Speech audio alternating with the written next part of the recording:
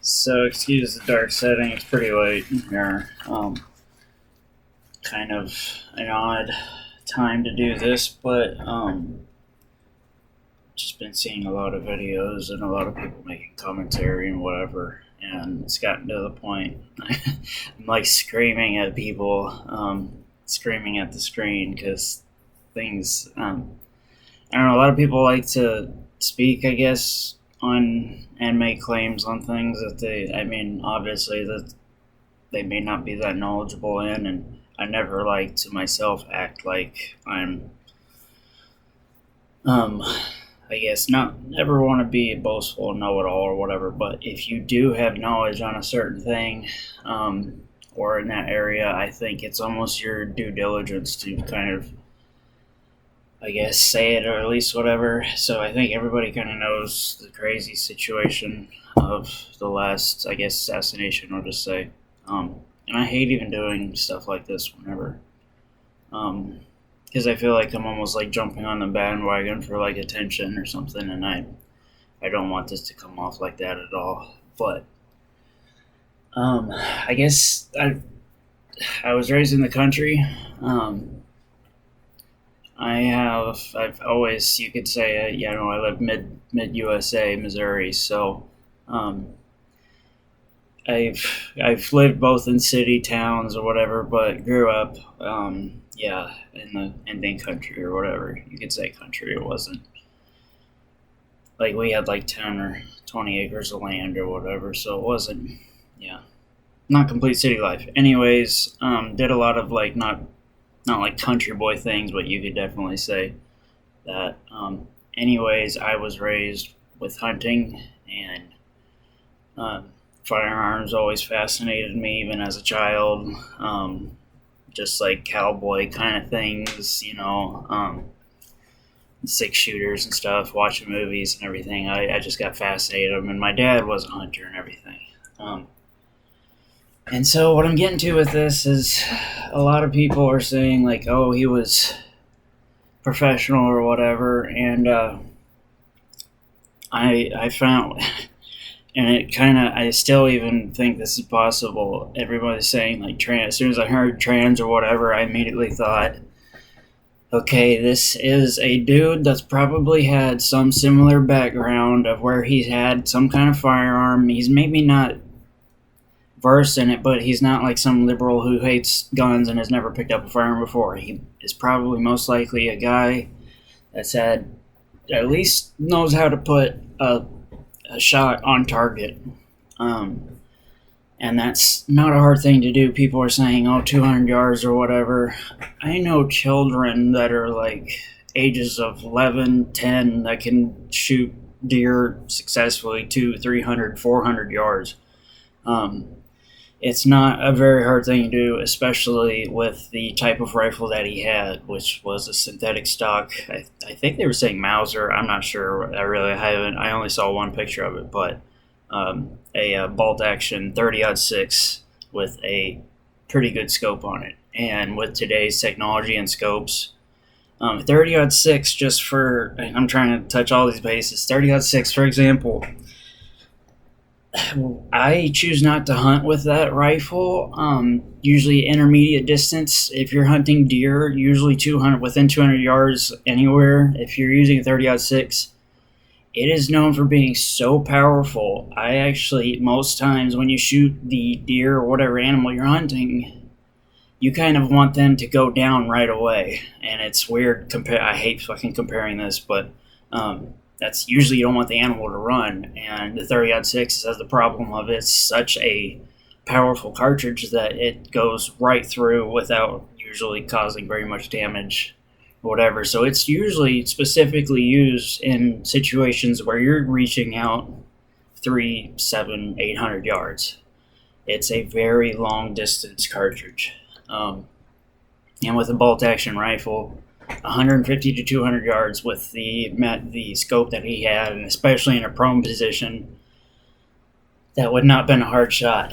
And now I say this also, that he was versed enough to shoot and know how to like sight in a weapon. but I guarantee he did not know, he wasn't versed enough to know drop, and I guarantee he probably had the crosshairs right on his head, and he was expecting, trying to do this, and he wasn't, he didn't calculate it in just the small amount of drop that it may have, depending on what cartridge. I say cartridge is 30-06, but depending on what bullet type, because there is many different bullet types of weights and everything, of some that are made to shorter distances, and they have different bullet shapes that fly differently. So it depends on what he had, what he was using with that, but it sounds like he probably didn't have calculated in at least a drop of that, and so I'm guessing he was not aiming at his neck. And so that kind of, because that from there, that's an inch to two, like whatever. And I'm guessing, because the kid, if he's this, he is not versed. But like I said, children, there's a bunch of kids around here that hunt with their fathers and everything, because you can do that as a youth thing. And yeah, I've seen a lot of kids shoot really big rifles and have no problem with it. So bolt action rifles are very, very accurate. There's no really, it's all a locked breech, and with the bolt action being locked, everything is locked. So whenever you pull the trigger, nothing moves besides the bullet that goes out. And so it's a nice thing also, because it doesn't eject the round. It stays in there until you go to eject, and then it spits out the casing. Apparently what I heard, the casing was still, he hadn't ejected the round, so it was actually still in the firearm. But no, it's not, it doesn't take any kind of skilled person, especially if you're in prone position. Like if he was standing up or kneeling down, I would say, okay, he's doing pretty good. But when you're in a prone position and the rifle's literally, you're not holding it up pretty much at that. You are just setting it down, looking through it, and pulling the trigger. So it sounded like he at least knew with the scope, like, where to shoot. So I'm guessing this kid probably had a history of, like, where he had a father that was maybe into hunting or somebody at some point, and then he got changed, whatever, started doing the trans thing or whatever, and he still obviously had some knowledge of firearms.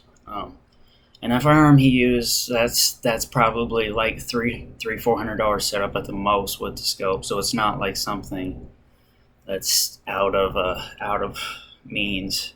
And it looked like, from what I could see, he had a backpack. And what I was thinking, and you can't see, but it looks like he put the rifle in the backpack, with the bottom end of the rifle in the backpack, with the barrel sticking just like at the top of the pack.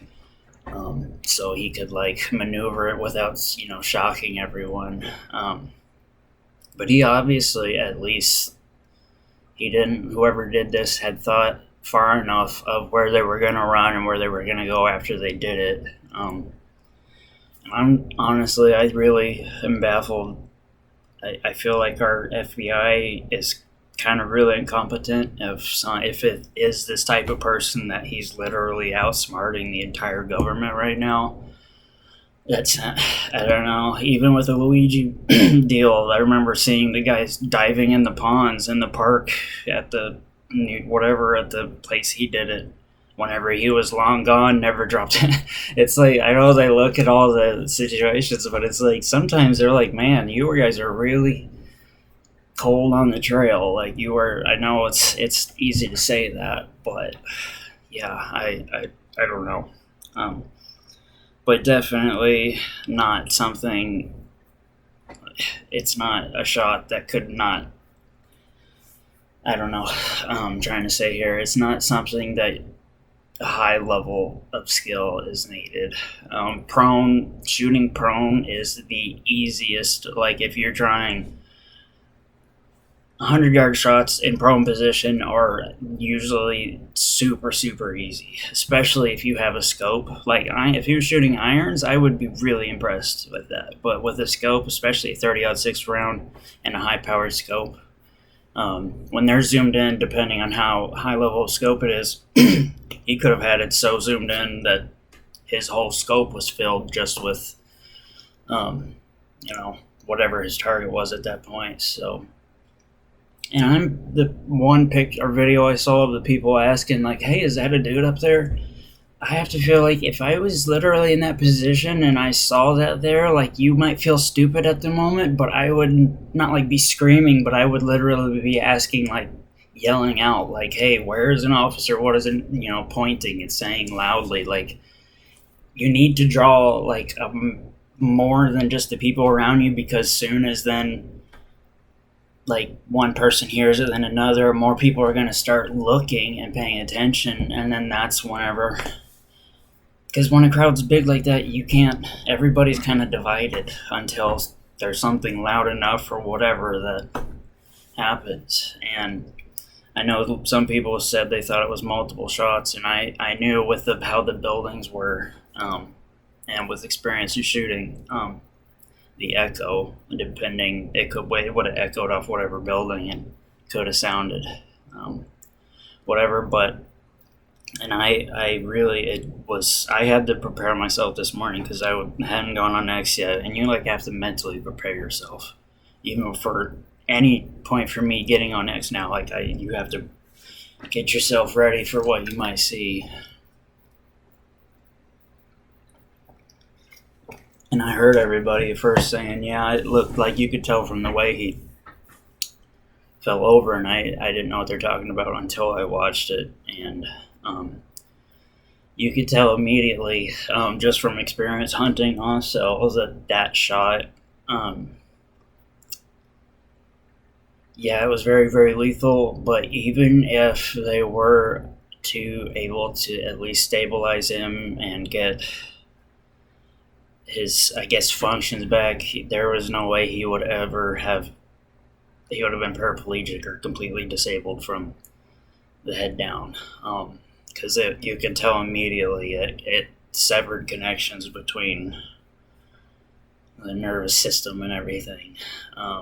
So it's really, whenever something like that happens, the only thing you can do is just try to stop the bleeding, plug whatever hole you can at the moment, try to hold it as much as you can and get it, whatever. Because I heard that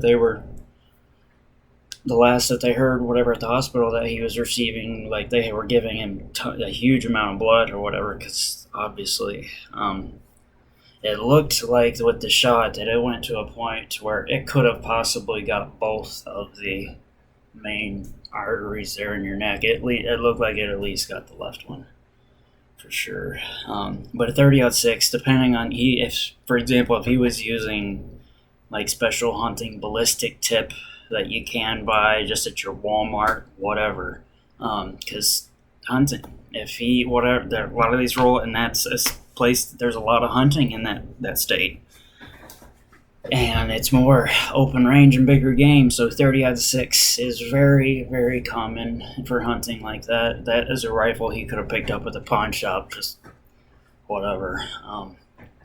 But no, a ballistic tip, they're designed to basically, once they impact, to expand as much as possible and do as much damage as, because and that's what is so bothering to me, is to even be comparing these two, because you never think when you're buying ammo for hunting that it's a really disturbing thought. But a lot of people have been saying stuff, so I thought I should at least put in my take on it, because just seeing people say whatever, and getting different thoughts. But no, the person, if he was definitely a dude that's claiming female whatever and had any kind of hunting history or whatever, that shot, not a problem. The caliber, like I said, they're lethal all the way out to 1,000 yards, and that's where you have to. That's when you really have to calculate in drop and wind. 300-yard shot, yes, you're going to have, because 30-06 is moving really fast. I think it's like at least right around 3,000 feet per second, possibly. It's a 7.62 diameter bullet, millimeter bullet, by 50. And it's not 54, I think it's 308. So I could be saying them wrong. 308's the same size round but shorter powder, and 308's a really powerful cartridge. It's the shorter distance range than the 30-06. 30-06 it's a very old round that was, I think, designed like in 1916 or 17. It's a really old round that they've been using for a long time. Military wise, is used for a long time. I don't think they do now, except for maybe specific, they call them DMRs, designated marksman rifles. And those are usually in large calibers. And 30-06 is one that, yeah, you can, with the right tools, 1,000-yard shots it's usually just a visual thing. It's a barrier or just having visual, obstruction or whatever. If you don't have that, then you're using. If you got the right tools, it's not anything that would be difficult at all. So I don't see it as any professional, because I do seriously think that he was knowledgeable enough to know where to put the crosshairs and like how that it was going to at least shoot generally where he thought, because he probably, if he had any knowledge, he probably shot at least 1 or 2 times with his setup, or at least had hunted with it before, that knew, okay, this thing shoots where I point it. Or maybe his dad set it up, or he bought it, like I said, at a pawn shop, and it was already, generally accurized or whatever, at least sighted in. So, yeah, it wouldn't have been something that he would have had trouble doing, especially if he had his time sitting there or whatever, especially in the prone position like he was. That's not a difficult thing to do. But yeah, I think he didn't calculate in just and that's hard, even you would have to, because different bullet weights can really make kind of a difference. If you're using a really, really heavy bullet, it's going to hit harder, but it's also going to drop a lot quicker, and it also depends on the bullet shape. Some are pointed with a fine tip on the end. Some are flat tipped. Some are hollow points that are actually, the tip is hollowed out. And hollow points and flat nose, those usually are not as accurate. They'll vary some, because you'll have a general, depending on the rifle. I think they call it MOA, and that's how accurate it is, just repeatedly the rifle, not, because ammo itself can vary. If you're using cheap ammo from one shot to the next, it can actually, it's not always consistent, like it's going to hit in the same spot every single time. And there is precision, really expensive match ammunition that's very expensive, that is a whole lot higher tolerance and shooting very finely, because there are shooting sports and people, whatever. And so, yeah, there's a lot of things. So basically, I'm just saying, if you had the tool and he had any small amount of knowledge with this, it's something that could have been done. And I heard today, though, people saying, like, people really haven't had an instance of seeing someone of a younger age like this have their life taken so brutally, and gore, like seeing the gore and right on the camera with so many different angles, and seeing it, it gives me goosebumps just talking about it. Like, it's something people should not be normal. It should not be normal seeing something like that. Like, it's disturbing, and it should not, I don't know, should not really, whatever. And I honestly think, I sit here and think, like, does security teams work like insurance or whatever? Because I would feel like if I was his wife, I would be so irate with the security team or whatever, because I'd be like, how did you guys not at least, like, how were you not looking at the roofs when you have, because they even said this was their first venue where it was at a school, but they also welcomed in outside members. Like, before, it was only people at the school that they were doing events with. This was the first time people from the outside, like in the town, could actually come in. And so I was just sitting there thinking, like, even knowing that, like, how did you at least not have someone looking, like, just scanning the roofs. Like, we've already had this problem before. Like, as soon as I saw the video of the dude laying on the roof, I'm like, okay, is this literally like deja vu? Like, we're doing the same thing, having the people see the same. It's just like, I'm baffled. I don't know. I think it's a really big incompetence, but like saying insurance, like here, I would be like, okay, you guys were a security team. You were your job was to basically keep his life here and secure him. Like, that was your job, and you didn't do it. I know there's probably like whatever, but it's just like, I don't know. It seems like something that would be so simple to at least be like, oh yeah, we've got one person with a drone here today, just going over the whole, getting a bird's eye view of the event for us. Because yeah, we have 3,000 people here, but we don't care to even look at the roofs, like, because there were so many roofs too. There was like, you couldn't ask for more roofs to like pick from, which sound like it's so fucked up. I don't know. It's just not right. But I at least wanted to put my input on it, and I don't like commenting on whatever. It's people using this, farming it for whatever. I can't. That stuff's what bothers me, and that's why I don't really like coming out and just making a whole bunch of statements. But it was really getting frustrating hearing people saying and whatever. So I was like, at least if I have a little bit of knowledge on, firearms and ammunition or whatever, that I should at least explain that. Because in all 30-06 with the right, like, ammunition, especially that's a hunting cartridge round there, and hunting rounds, they are designed to basically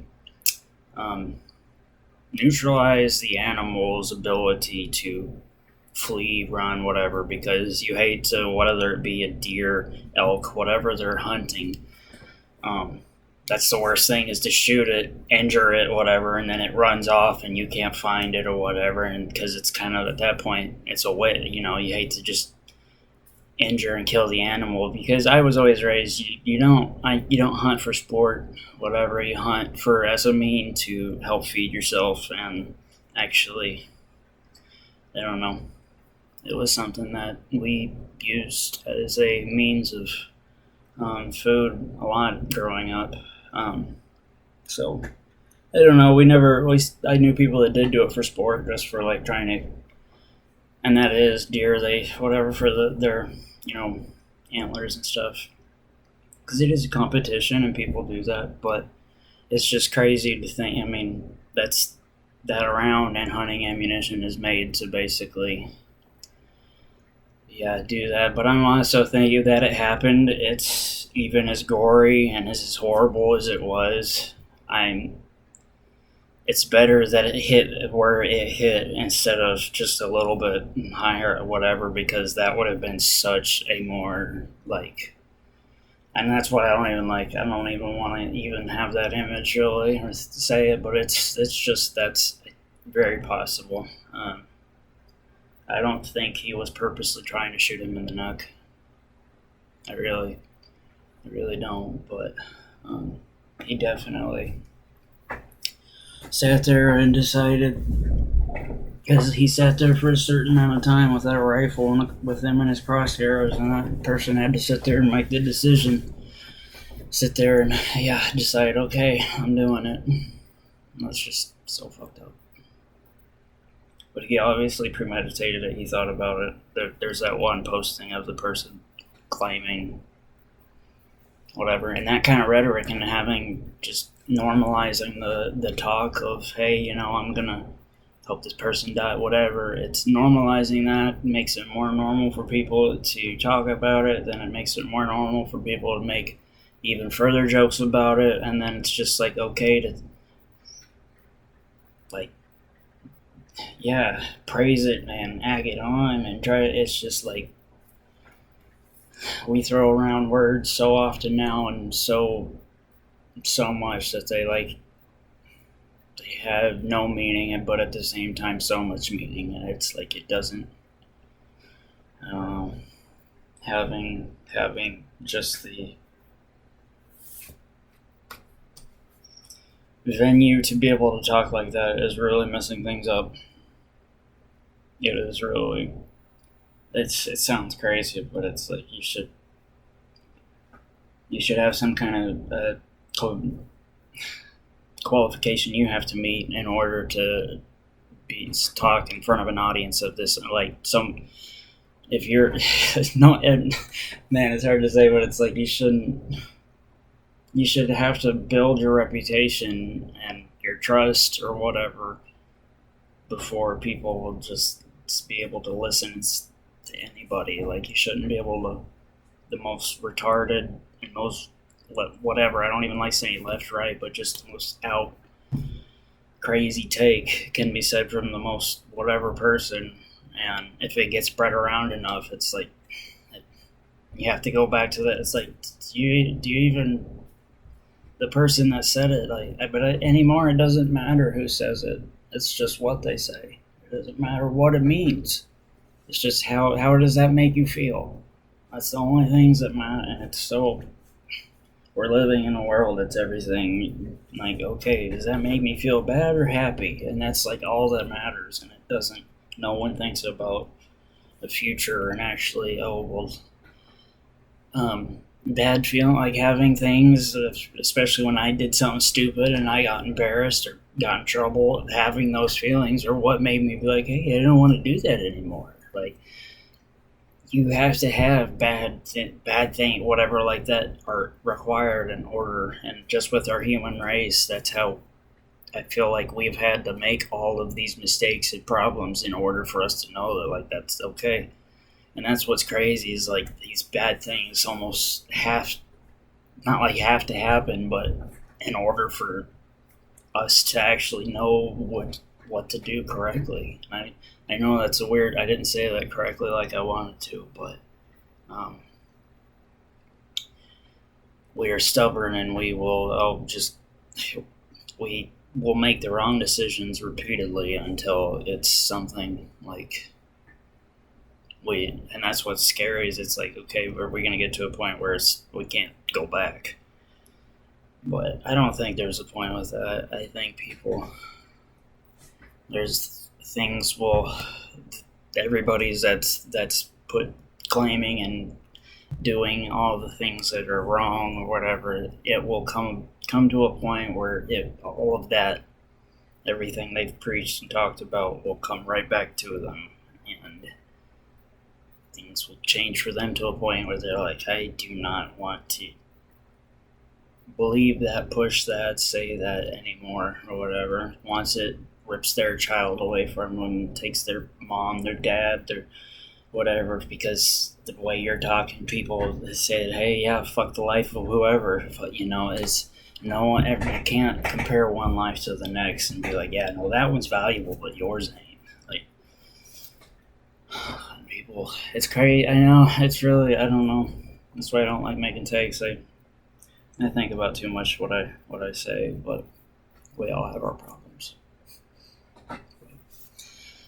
I guess that's just what I'm going to say on that.